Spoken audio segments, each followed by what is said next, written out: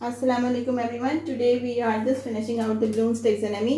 तो इससे पहले हमने इसकी जो 3 डोमेन्स है उसके बारे में पढ़ा था। As you know that Bloom taxonomy having 6 levels, ठीक है, 6 लेवल्स की बात करते हैं। और आपको ये भी पता है कि ब्लूम टेक्सोनॉमी आई क्यों, क्योंकि लोअर ऑर्डर से हायर ऑर्डर में इसको शिफ्ट करना था। अगर मैं तो इसमें 6 लेवल्स हैं।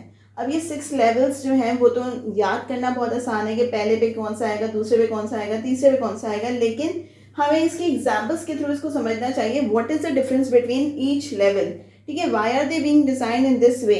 अच्छा, मैंने जो यहाँ पे स्टेयर्स बनाई है, definitely when the person is reaching over here, so this is a higher level and the person you can see over there, this is a lower level और द लोएस्ट लेवल। अब वहां से इसको यहाँ पहुंचना है, so it he has to pass out through so many levels, ठीक है। these are 6 levels and every level is different from the other one or the last one, ठीक है। सबसे पहला वाला लेवल की अगर हम बात करें तो हमारे पास जो पहला लेवल आता है वो हमारे पास होता है, यहाँ से शुरू होगा, ठीक है। The first level would start from here and this is called remember, ठीक है। रिमेंबर जो है हमारे पास सबसे पहला लेवल है। अब अगर मैं रिमेंबर की बात करूं, भाई ये लेवल है, तो इसका एक रिलेटेड क्वेश्चन क्या होगा। For example, because I have to make the difference between all the levels, तो हम इसके एग्जाम्पल्स के साथ इसको चलते रहते हैं। जैसे मैं कहूँगी a teacher has asked what is photosynthesis, a very simple question. If a person knows the definition, he will quickly says, whether उसकी मम्मा ने उसको रटवा दिया हो, ठीक है, या उसे बुक से उसको याद कर लिया हो, लेकिन उसने उसको याद कर लिया, but we don't know whether he has the understanding और नॉट, ठीक है। तो यहाँ पे जो रिमेंबर का लेवल है वो है रट्टाफिकेशन में भी आ सकता है। तो यहाँ पे हम कह सकते हैं what is photosynthesis, what is photosynthesis, यहाँ सिंपल डेफिनेशन आ रही है, ठीक है। हम एक ही टॉपिक के थ्रू देखेंगे कि what is the difference level, ठीक है। अब आ रहे हैं हमारे पास सेकेंड लेवल। सेकेंड लेवल में हमारे पास आ जाती है अंडरस्टैंडिंग, यानी अब बच्चे को जो उसने बताया है उसकी समझ भी होनी चाहिए। So here the term is understanding, यहाँ पे आ जाएगी हमारे पास अंडरस्टैंडिंग।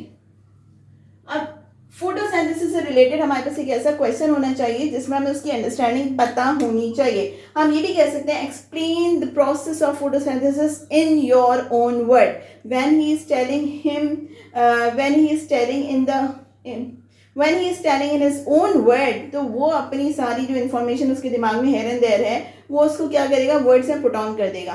तो यहाँ पे हमें उसे लेवल ऑफ अंडरस्टैंडिंग पता चलेगा। तो हम क्या लिखेंगे, explain the process of photosynthesis in your own words, अपने ही वर्ड्स में बताओ कि तुम्हें क्या समझ में आया है। सो this is the second stage और द सेकेंड लेवल। अब आ रहा है हमारे पास थर्ड लेवल। थर्ड लेवल में हम कहते हैं भाई हमारे पास क्या हो गया, रिमेंबर हो गया, अंडरस्टैंड हो गया, तो अप्लाई कर दो, ठीक है। अप्लाई करके बताओ जो तुम्हें पता है, जो तुम्हें समझ में आया, वेदर यू कैन अप्लाई और not.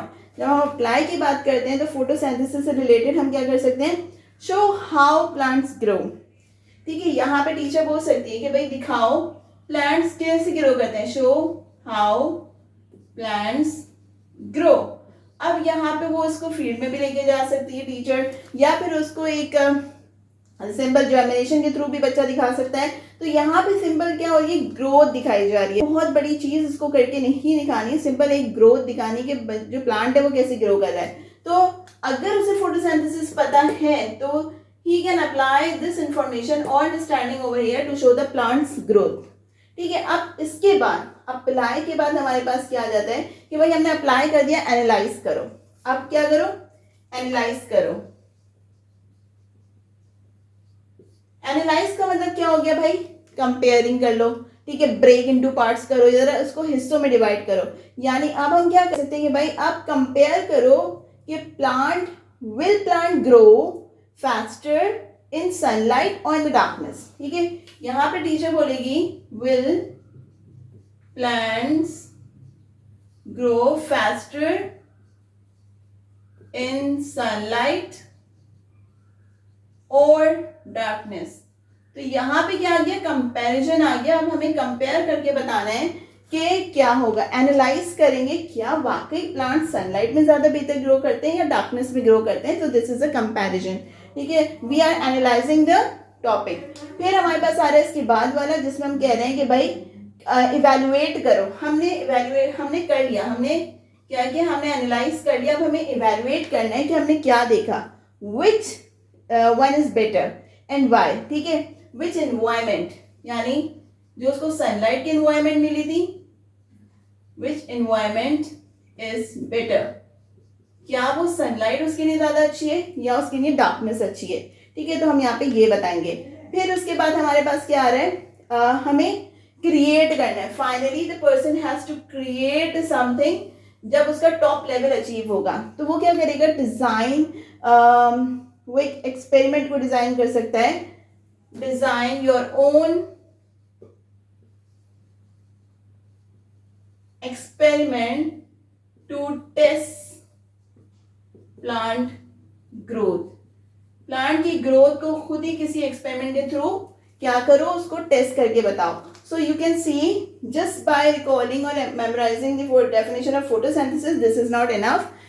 You if so we are having different levels in the Bloom taxonomy. If you want to achieve this, so you have to move from there here to there. So this is the Bloom taxonomy. These are the 6 levels we have discussed in detail. और अब हम new topic की तरफ move करेंगे. So attempt the CRQs that I am posting on my wall. So you would have practice at the CRQs. Thank you so much.